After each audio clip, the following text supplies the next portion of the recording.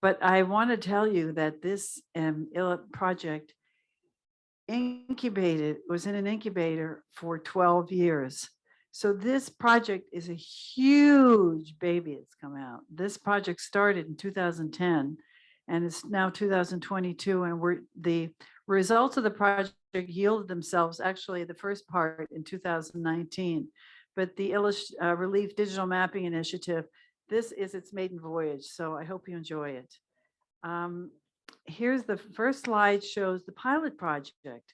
Okay, this is what happened in 2010, and I'm not going to do once upon a time. But once upon a time, I came to Jerusalem, and I went to the Tower of David Museum, the Tower of David Museum, as it's called, and I went into the lower area, the cistern, and I saw this relief map of Jerusalem, and I was astounded by it because the child in me loves miniatures.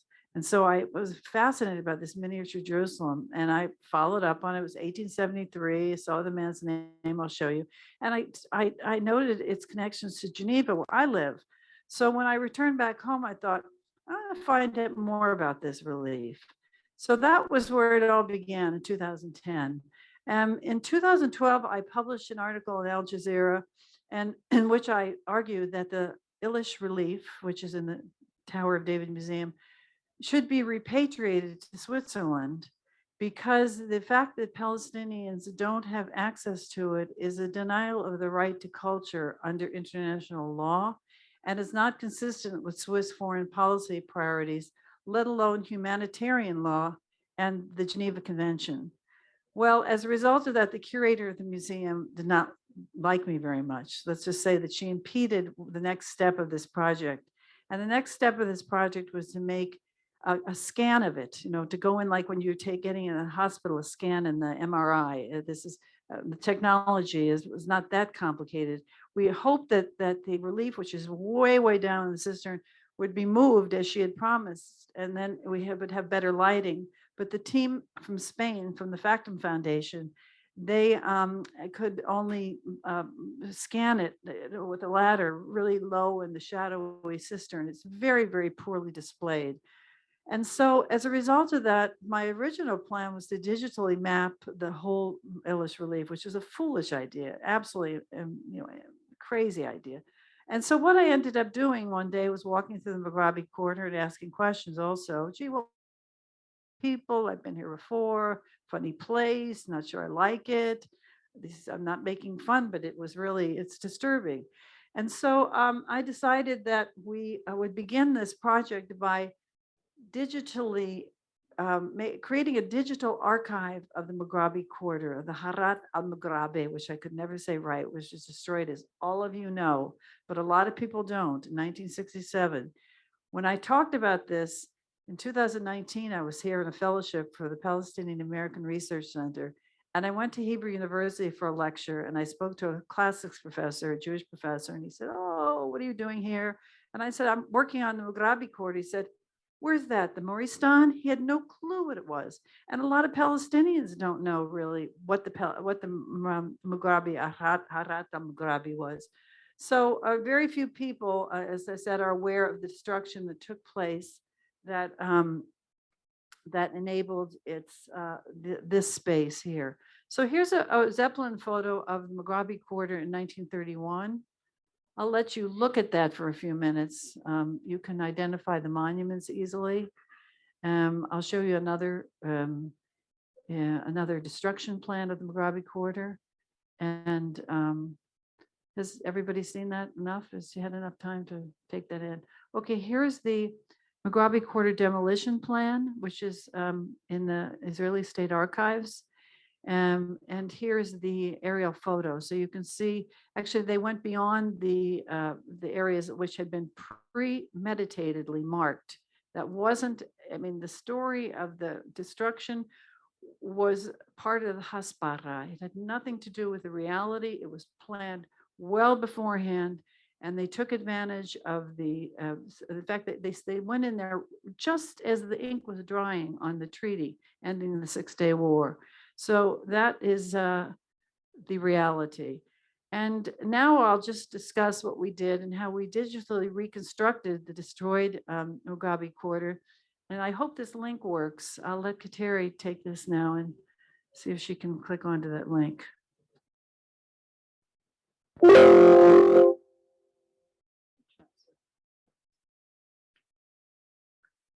I can help us.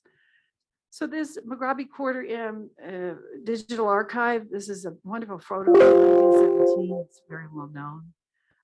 It's online now. It's interact. It's web-based, and it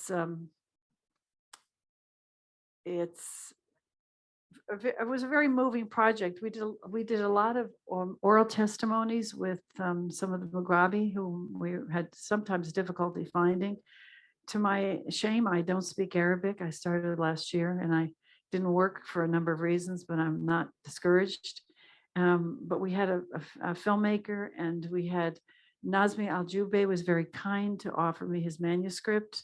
And I was able, and also Sarah Halide Zahra translated it for me so that I could, because there's not much research now since Nazmi's book, more works have come out, including Vincent Lemire's recent book. But we thought that we consider this to be digital scholarship, and for young people, this is probably more accessible than a book. Obviously, professional academics produce books, but so this is I'm going to let Kateri explain this.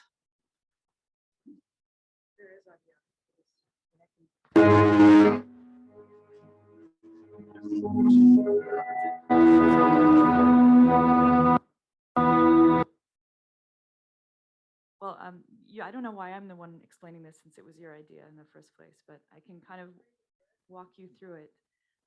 Anyway, we just decided to create kind of a website that acted as both an archive and also sort of had a storytelling element to tell the story that probably a lot of people weren't even aware of. So basically, we created a website in two parts.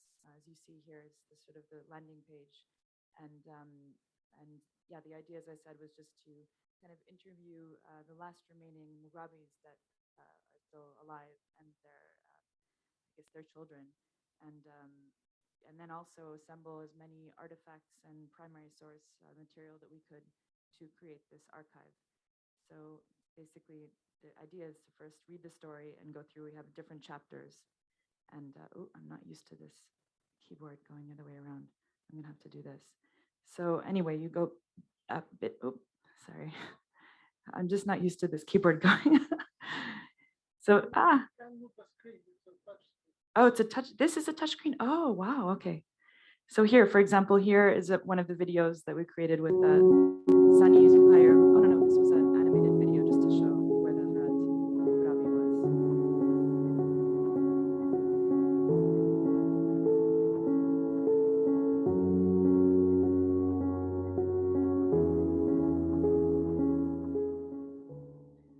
So then as you keep navigating through the website, you kind of go through this story into different chapters. First, we see the foundation. Obviously, I'll let you read this in the comfort of your own homes if you want to read through it. But and then as you go through the story, you also have kind of interactive elements to create a more engaging experience. Then the history. Again, I'll just kind of scroll through and get a feeling for what the website consists of. And here's kind of where we start with the links with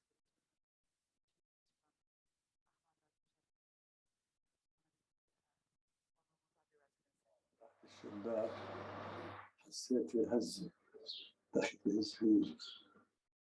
أنا شو افتكرت إنها زلزال يعني. جاري اسمه أبو أحمد الله يرحمه عبد الله أبو أحمد. قال لي يا أحمد حاسس بشيء أنت؟ قلت له والله حاسس بهزة. قال لا هذول اليهود بيوقفوا بعض المرات بيهدوها. شو بتحكي هذا اللي حصل. طيب. Again, all of these links are different interviews. I guess I probably won't go through all of them, but I'm just giving you an idea of what.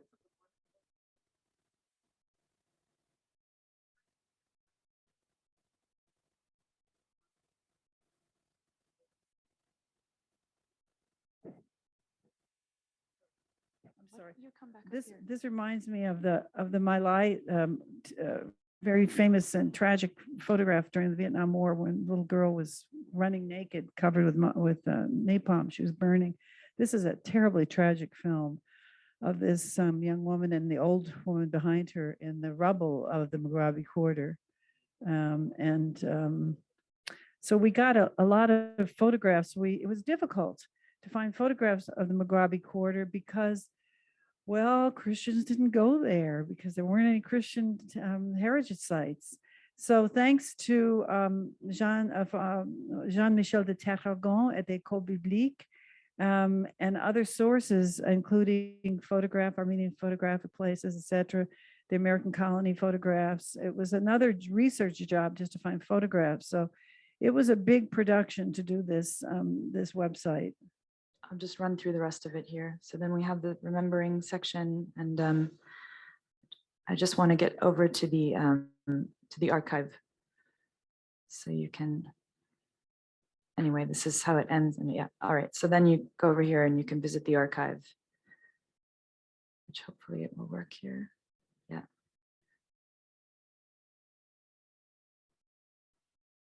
I don't know if the connection is, oh, it's loading.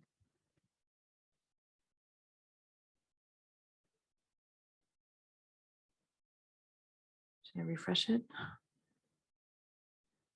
Just give it some time. Okay.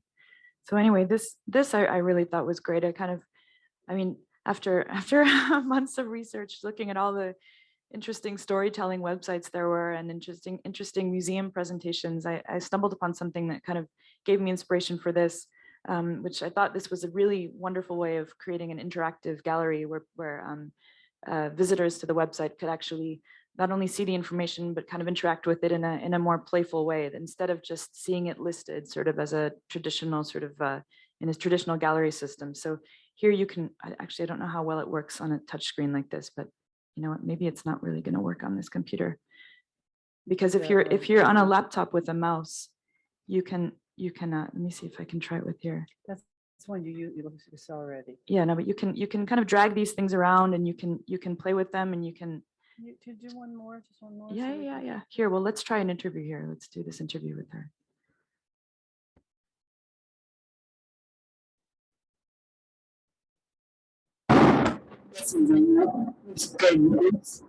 كنا ساكنين في البلد القديمة لحد 68 وتركنا من البلد القديمة. عمري 65 سنة، كمان كم يوم بكون عيد ميلادي 65 سنة. حارة المغاربة هي قريبة من الحي اللي كنا ساكنين فيه، حارة الشرق. هلا احنا دائما كنا نروح على الحرم احنا صغار، وكل بنات جيلنا واولاد جيلنا، مش بس احنا يعني عائلتنا كعائلتنا، لا كل كان يروح دائما على الحرم، نقضي اوقاتنا بالحرم، كنا نلعب، كنا ندرس بالحرم، كل شيء بنعمل. هلا احنا كان لبيتنا قريب علينا باب السلسله وباب المغاربه. هلا لما نكون متفقين مع بعض انه بدنا نروح ناخذ اولاد عمنا وبنات عمنا من حاره المغاربه ونروح على الحرم، بنروح عندهم وناخذهم ونضلنا رايحين على الحرم من باب المغاربه. ذكرتي اولاد عمك وبنات عمك، اذا بتقدري تحكي لنا اسم العيله اللي كانت موجوده هناك. اهل دار عمي هاشم، وحتى هم بيكونوا بالضبط اهل مرت عمي، هم اهلها عايشين هناك، دارهم حلوه بتجنن، المنطقه كانت حلوه. اوكي، منطقه الحي من المغاربه كان حي مكتظ، في منه دور مبنيه وسقفها حجر عادي، في منها كان دور سقفها زينه، بس كان كل الناس اللي عايشين فيها ناس يعني على باب وضع مأساوي، بس انه في بيت عايشين فيه. في وقت هذا، وقت ما صارت حرب 67، احنا مثلا انا واحنا كنا صغار ما عمرنا سمعنا عن شيء اسمه حائط المبكى. احنا دائما بنقول هذا حائط البراق، ما عمرنا سمعنا في حائط المبكى. شوي بعد الاحتلال صرنا نعرف شو حائط المبكى، صرنا نعرف شو يعني حائط المبكى، ليش يعني حائط المبكى وكل هاي الشغلات. فاللي عرفنا انه هذا محل مقدس للشعب اليهودي، وعشان هيك يعني اجوا كل منطقه باب المغاربه بكل سكانها بكل احيائها بكل شيء، بالدبابات نزلوا عليهم، بالمجرفات نزلوا عليهم وهدوها كلها. يعني اللي قدر يطلع يطلع، واللي قدر ياخذ من عفش ياخذ، واللي ما قدرش تعرف. هلا دمروا كل هاي المنطقه، الناس كلها وين بدها تروح؟ تشردت بين مخيم عناتها، واللي طلع على انت كذا واللي كذا. عائلات كان عايش 25 بني ادم كان عايش في هذيك المنطقه، كلها راحوا كلهم راحوا. هلا بتعرف بلشوا يعملوا، صاروا بدهم ياخذوا كل البيوت اللي حواليها المنطقه عشان يكملوا المنطقه هي، ويعتبروها هذه ساحه البراق وهذا المحل المقدس لهم. في ناس يمكن باعوا وقبضوا مصاري، بس الاغلب ما حدا باع، الاغلب ضلوا مسمين. واخر واحد طلع من حاطب المغاربه اللي هو عمي ابو هاشم، الله يرحمه يا ربي، هو اخر بني ادم طلع. حطوا له شيكات على بياض، اكتب الرقم اللي بدك اياه وخذ الرقم اللي بدك اياه واطلع. ما بلش يكون هم حملوا له عفشه، هم اخذ كل شيء طلعوا له اياه هذا ورموا له اياه برا. لا يقدر، وهذا وطلع على برضه على وادي الجوز، سكن وادي الجوز. الله يرحمهم يا ربي. ما شفت الواحد بده يحكي الاحتلال والقوه والضعف اللي احنا كنا فيه عايشين فيه، سبب انها تعمل بدها اياه اسرائيل.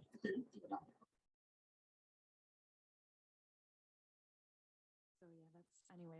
I encourage you to explore. There's a lot of really interesting information here, and a lot of, as I said, primary source material. So I don't know if you want to take over and You? From you. I'd just like to say that Nazmi Al-Jube gave a very, very impressive, probably the best video that's on this. Although we tried to find, we visited the Mukhtar. He died, the former Mukhtar died, I think, a year ago. I don't know who the Mukhtar is now. But getting into some of these places is difficult, particularly when people are lacking in trust to foreigners. We brought some Swiss chocolate, but didn't always do the job. But they were very, very welcome. In fact, I came and the sense of welcome, and Rad mentioned that yesterday in terms of branding Jerusalem. I can't tell you how welcome I have felt in every occasion, in every place I've been, not in every place I have, but certainly in Al-Quds. So before we move on to the next part, I'd just like to add that this Waqf of the Mughrabi, Mughrabi, which was founded in 1187-ish, by the son of Saladin, you know this, Malik, more than I do, that it is one of the best researched, different copies of it, et cetera, different iterations. But the former Mukhtar very proudly showed, we have a picture of him up there, and a laminated copy of the Waqf endowment. So for anybody who wants to study the Mughrabi quarter, that would be, that's certainly one of the as I've heard, I can't verify that, the best research Waqfs. Okay, so moving on now. So now moving on to the Illish relief model. I mentioned this model. I don't know how many of you, I'm not going to raise your hands and say, how many in the class have seen the Illish relief of Jerusalem? Is there anybody who'd like to comment upon it? About having seen it and had any impression about it? Because maybe this is new to you, and it's new. If it's new to you, it's kind of a pity, because as I said before, the fact that it is not accessible to Palestinians is a violation of international law and the right to culture. And I have tried to repatriate this relief. Personally, I don't think it should go back to Switzerland. I think it belongs here, and I don't know where here, but you people can figure that out. So this is the Illish relief model of Jerusalem, made in 1873. The man who made it, Stefan Illish, was a Hungarian Catholic bookbinder. He worked when he came here at the Franciscan Press, binding books. When he left Al-Quds in 1873, he had created this masterpiece. How he did it, I have no clue. How he became, within 10 years, a model maker is one of the extraordinary mysteries of this story. I'll describe it a little bit more, but these are the measurements of it. And you can ask lots of questions and you'll be able to explore it very soon. So here's the signature on the relief in the Tower of David Museum in German. It says Stefan Illich. She came from Pressburg in Hungary, and he created this in 1873. And he is in the Bibliothek of Calvinism, because then he took the Illich relief on tour. It went on tour. It was verified by all sorts of people, Conrad Schick, Titus Tobler, an array of people who said, this is the real thing. So he took it on tour. The first place it stopped was in Vienna, and it was displayed at the Ottoman Pavilion in the World's Fair of 1878. The question is about this relief, which has raised many questions. There are certain distortions in the sizes of the mosques, in the scale, etc. And who was in charge of this? Who were the patrons? What did they want from it? No, he didn't just get up one morning and say, I'm going to make a relief of Jerusalem and spend 10 years every night, unless he was cuckoo. But I think there certainly was a very important role of the Ottomans, and I've tried already to do research in the Ottoman archives. I haven't found much. I haven't found much about this man, except that he was born in October 2nd of 1839. So he went on tour and he visited many cities in Europe. It went to London and it went to a lot of the cities. There was a few cities in Germany. Then it went to Switzerland, because he must have had colleagues in the Reformed Church, the Calvinist Church. So it ended up in 1878 in Geneva, and it was purchased for the equivalent of $250,000, which is quite a lot of money in 1878. Guess what? Illich disappeared. We can't find any trace of him. He met other models. He seems to have come back to Jerusalem, but I think, and I would like to explore the archives of the Austrian hospice, because I think maybe he left some things there, but the archives as yet are inaccessible. So here's the relief, and I'm standing near it so you can see the scale and the lighting and its location, the cistern. Here's another picture of the relief. Here's a wonderful picture of the depth elevation. So you can see, if you would like to expand this, zoom into it at some point, you can probably see where you are. Sorry, I'll go back there. That's the depth elevation.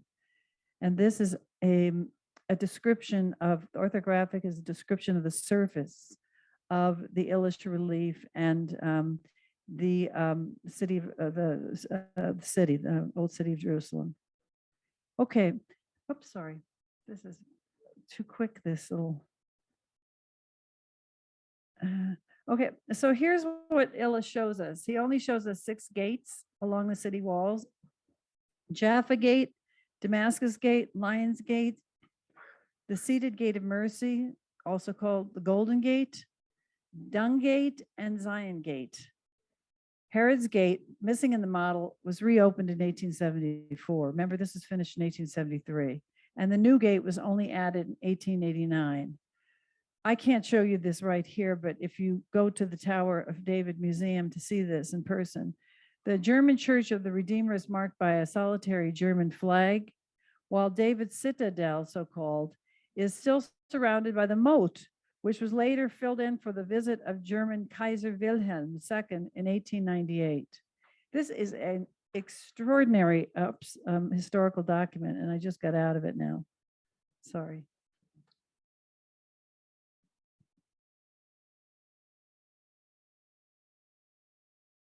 Okay, thanks.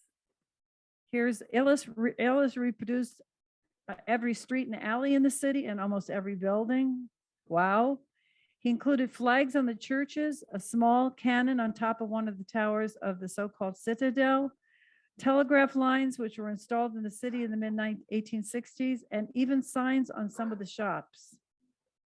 The model weighs a ton, and it was built in 8 sections for easy transport. It was made of strips of beaten zinc mounted on a wooden platform. So this is what we did with the digital model. We sent commanded that we commissioned the Factum Foundation, which makes photogrammetry scans of works of art and other objects to Jerusalem, to Al-Quds. They came here in the summer of 2018, and they gave us a huge amount of data, which I think only Ahmed, you'd understand how much raw data there was in this. So then we had to process. I'm not going to tell you all about the details, but it's fascinating. Okay, so you may be asking yourselves, what is digital mapping? Why should I care about digital mapping? Well, if you've seen the film about the Notre Dame in Paris and the sort of it's not a spy film, but it's a dramatic film about the firefighters who went into that church and saved it. This historic monument. So digital mapping, this is a definition, there are many definitions, but it's the clearest one for me, is the process by which a collection of data is compiled and formatted into a virtual image. The virtual image is usually 3D. So this spatial map of Notre Dame, using more than 1 billion laser measured points to recreate a virtual replica. So what you're seeing is a virtual replica of Notre Dame. The digital mapping initiative that we have undertaken is a collaborative research initiative to digitally map the entire ILISH model using the latest technologies and contributions from scholars and institutions around the world. It's a digital palimpsest, which means it's kind of like a lasagna in a way, digital lasagna, if you could call it that, where multiple versions of events and relevant historical phenomena are overlaid. The possibilities for the histories of Jerusalem are extraordinary here. It's interactive, or will be interactive, it's almost there now, and globally accessible virtual archive contains historical records, documents, and artifacts, oral histories and testimonies, and other primary and secondary source materials and media. I found this quote reading an article the other day. The English artist Francis Bacon once said, "Real imagination is technical. It is the way you think, it is in the ways you think up to bring an event to life again." So what we're doing is trying to bring Jerusalem to life again in both the Mugabe Quarter Digital Archive and also the video, the demo video that I think we'll show you now. Ahmed, thanks.